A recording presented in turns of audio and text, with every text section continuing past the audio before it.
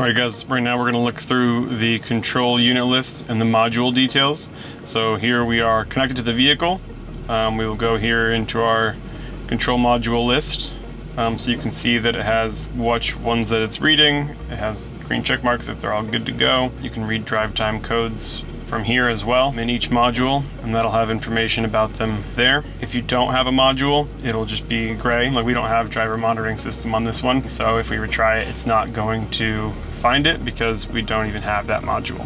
But it will show you in this list view if you have current faults, which you can read, which you saw that we clicked in there. Read the drive time codes, it'll show them. You could save them to the file, you can clear them from here. So that's the way we do that. You can scan all quick clear. The ones that will have more information will be the ones that are INEOS engine specific.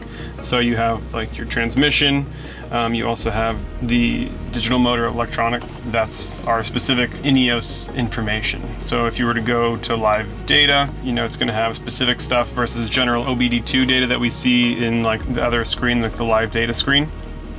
So this is just going to have things like your fault codes. Like I said earlier, you can read the fault codes in here if there are any. It'll tell you here what the code is, whether it's current, how severe it is. Some of them have information here about what you'll see on the dash, recommended steps that we suggest.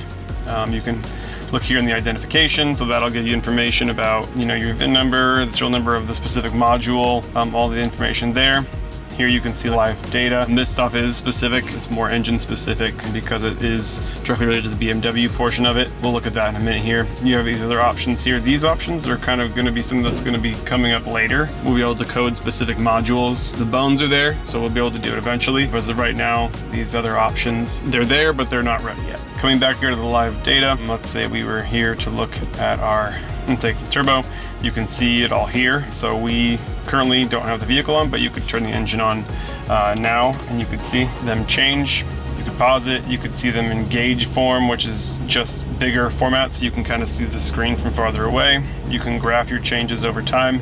As they change in value, they'll show up here, so we can see that it starts to graph the differences as soon as we click that there. You can record a drive. So if you start a recording here, you take your live drive, you can set it here. We can call this test drive. We have a couple, looks like test drive 5. Let's call it that. And so we'll save it there.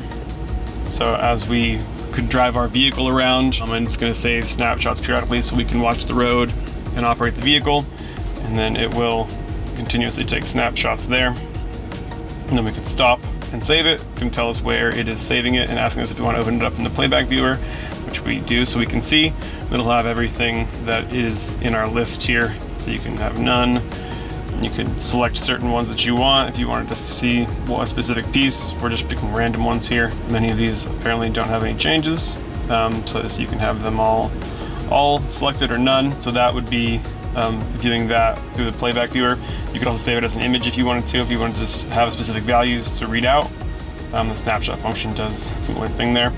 You'll see some of them don't have any values. It just means that it's stored as part of the program, but it might not be reporting anything. You might not have anything for that value. So we could close out of this here. In the bottom of this too, you could also build your own custom list if you didn't want to just look at a specific one. So in the module list here, you could build a custom live list.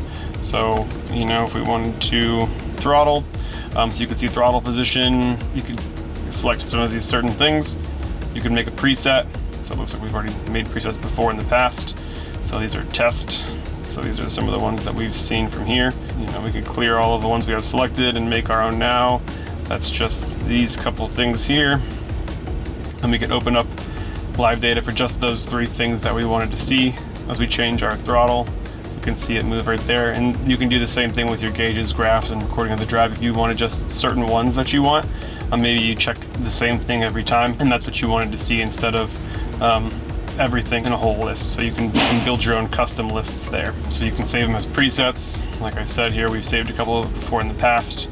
Test set, we could make another test set where we add a couple more. Let's just add all these ones here. So we'll call it test again. And we'll save it as preset.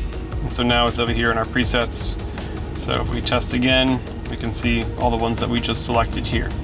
And you could select all the ones that are shown. We'll just select every single one that you have in here. That's pretty much everything from what we searched for. We typed in throttle and searched for it here. You know, this is going to have everything. You can clear out your selections here, open the live data as you see fit there. The vehicle coding, option coding, adaptations and output testing, the data ID scans, that's all stuff that's going to come down after we fine tune it, make it more easy to use. That's stuff that we will have in the future.